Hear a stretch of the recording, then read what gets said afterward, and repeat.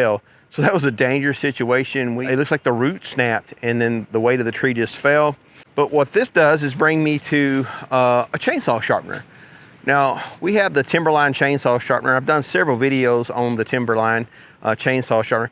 In my humble, most accurate opinion, as my preacher once would say, it is the most precise in the woods sharpener that you can get. If you want to put your chain back to an almost perfect factory cut, then this is the best way to do it. And I'm going to walk you through that thing again. I've had a lot of people ask me to go a little bit more in depth on it, so I'm going to do that. Let's get to it. So these are two chainsaw sharpeners that I have out here currently. This is just an Oregon chainsaw sharpener kit. And then this is the Timberline. And if you've not seen it, it's a machined sharpener, and it has a system that you pull the chain through one at a time, and it puts perfect angles on it. And you have a replaceable carbide cutter. This is a machining tool, and it's actually very robust and will last a long time, but these are replaceable. All right, let's kind of talk about what goes wrong when you're using one of these kits out in the woods. So you're going to use your handle, and a lot of people will not use the gauge, but that helps some. But if you just use your handle and you are sharpening the teeth, you can get off ever so slightly and change the cut of the degree of your tooth.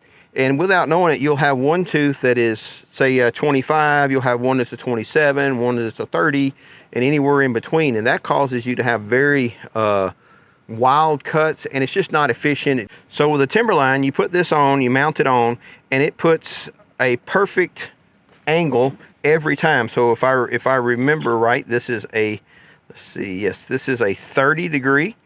And that's what this particular chain is this is a very aggressive chain. This is more for professional and big saws. Like this is a 72cc saw.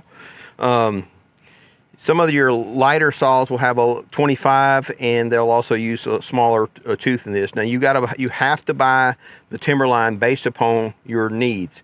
Now let me show you how you would sharpen it using one of these. This is like I said, a less expensive setup.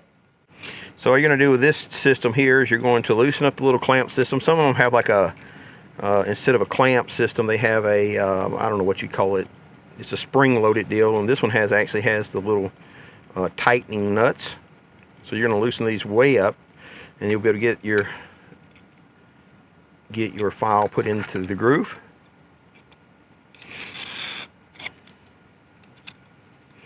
And you want to get the file past the cutting edges, and then there'll be two slick spots on each end. Make sure you tighten those up on the slick spots and leave the file into the center. So now what we've got done is we've got these tightened up.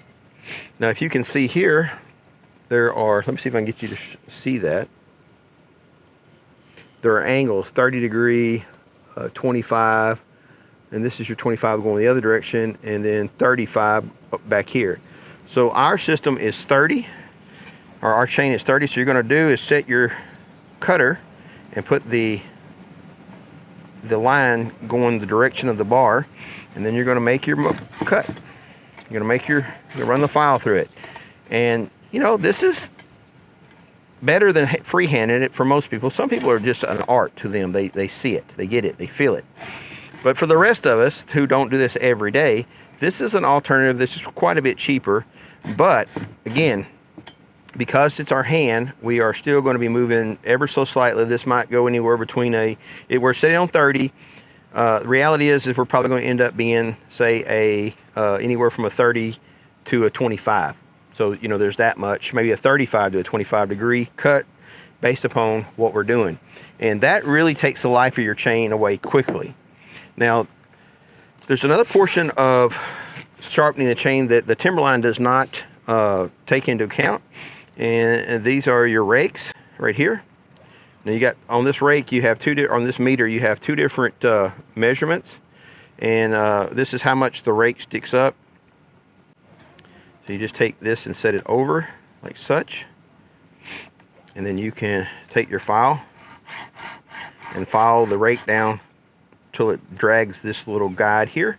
And that'll get you the right amount of wood coming into the tooth. Now what happens is, as you sharpen the teeth get shorter as they move further to the back. So it's very important that you adjust your rake. If you sharpen your teeth and still not getting a good cut, it's generally due to the rake being too high. Now, you don't want to overcut your rakes. I see some people out here, they'll take and they'll file by hand, and you take a chance of damaging your tooth, but you also can overfile your rake and cause it to take too big of a bite. And when that happens, you use a lot of fuel and your chainsaw is a lot less effective. In some cases, the chainsaw might not even have enough power to pull the chain through the wood. So I'm going to set this down on. The middle knob is turned all the way off, or it doesn't have any drag. We're going to make sure this is all the way back. We're going to set the cutter all the way in. All right, we're going to set the cutter all the way in, and you want to make sure that it's not leaning too far back. It's going to pivot on this cutter. You want not too far forward, not too far back, because you want it to be perfectly level, because as you pull this through, these teeth are going to bind on the bottom of this if you have it wrong. So what we're going to do is make this level. Now, I'm going to go ahead and move my adjuster out till it touches the back of the tooth, and I'm going to take this out. I'm going to go ahead and pull through, make sure that my teeth catch. Everything seems to be in order. So now that we have the Timberline set up on the bar where the chain is rolling freely throughout the entire cycle, we're going to go to our first tooth and set it up for sharpening. Right there, back it in, and then we're going to take our cutter. Before we take the cutter in, we're just going to take this middle knob, and you'll see that there's a little spring piece of metal. And what we're going to do is just come out there just ever so slightly, so it barely touches. When you push this through and it's sharpening, it's going to want to push that tooth to the far side, and we don't want that.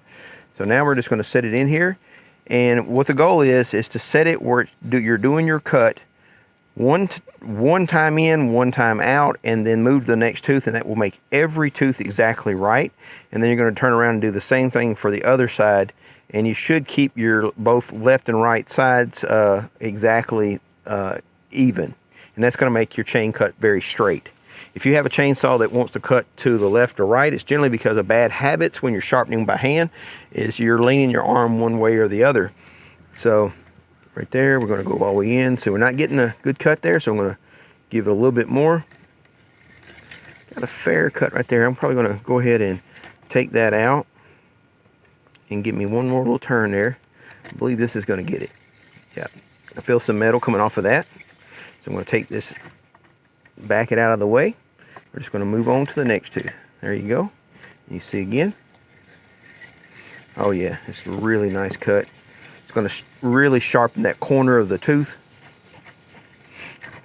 Now, I'll tell you this, it would be better if I had a chainsaw mount where I held the bar in place.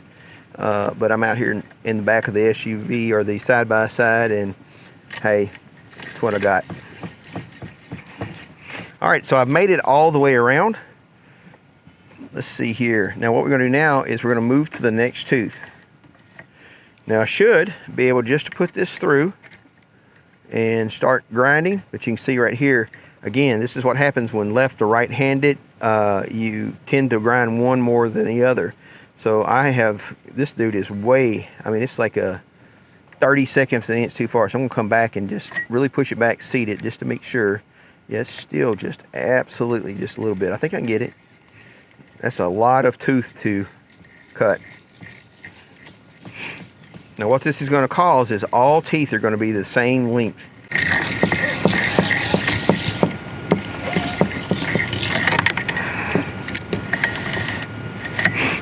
One thing I do when I go to put it away is I go ahead and tighten this little travel nut all the way up, and I tighten these all the way up.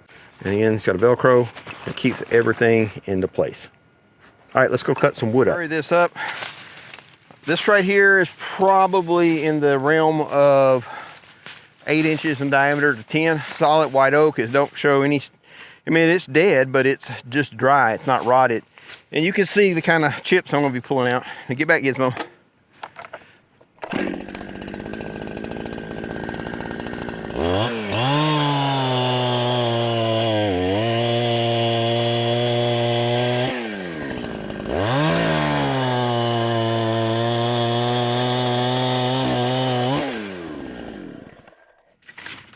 want to show you how the actual end looks, how smooth it is when you got perfect chain marks. All right, take a look at that. You can see how smooth that looks. It cuts straight down. Whichever way I'm aiming the saw, that's the way it cuts. And it's pulling some really good chips out. Well, let's cut a few more of these up.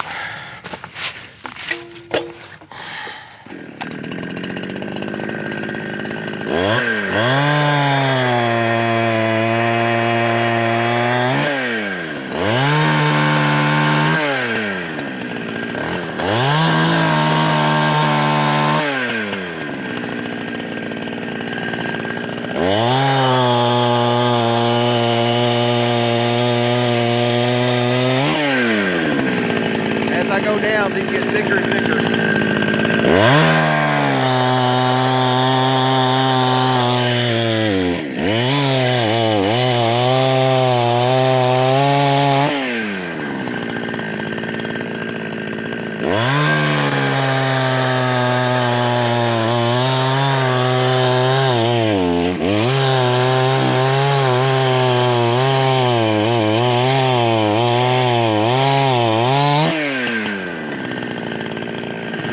So this next one is, as we get down this log, it's white oak, and we're getting into some really bigger stuff. And it's still pulling good chips. That's one thing I noticed is once I cut it, once I use the Timberline, I don't lose my sharp as fast.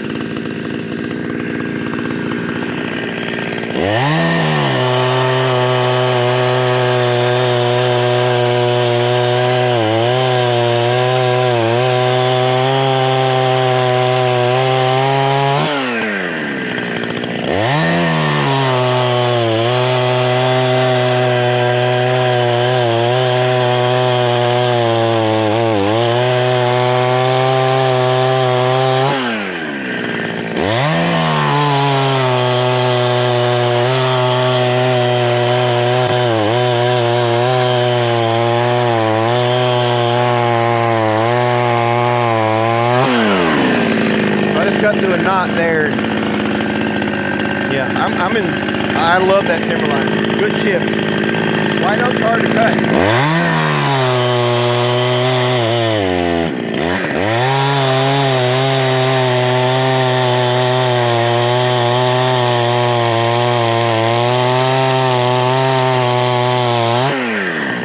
Okay, that does it for me. We've got this out of the way. Again, this is white oak. And I'm very happy with the edge that the Timberline put on the chainsaw chain. It held its sharpness all the way through cutting this. I ask you, if you're a little bit skeptical, to think about driving a nail into dried oak. This is a dead tree. It's been dead for a long time, and it fell down. It's completely hardened like a cured oak board. And if you've ever tried to drive a 16 penny nail into an oak board, most time it doesn't happen. You end up bending the nail. Well, these teeth have to cut that wood. It gets that hard. So give that, take that into consideration when you see how long it took me to cut through this. I was still pulling great chips out, and it stayed sharp all the way through. I feel really good about it. I think most sawyers, homesteaders like me will feel really good about it as well. You go through a tulip popper and it literally will cut through like butter. It just doesn't even phase your saw. That's how good an edge that it puts on it. Listen, I hope this helps. God bless. Have a great day. All right, Gizmo, let's go throw this wood out of the way. That way we can go home that way. Come back out here and pick this up. Some of it will split. We have to use the winch to cut that off down there and pull this out. We'll have to put like a block and tackle to pull this out a piece at a time.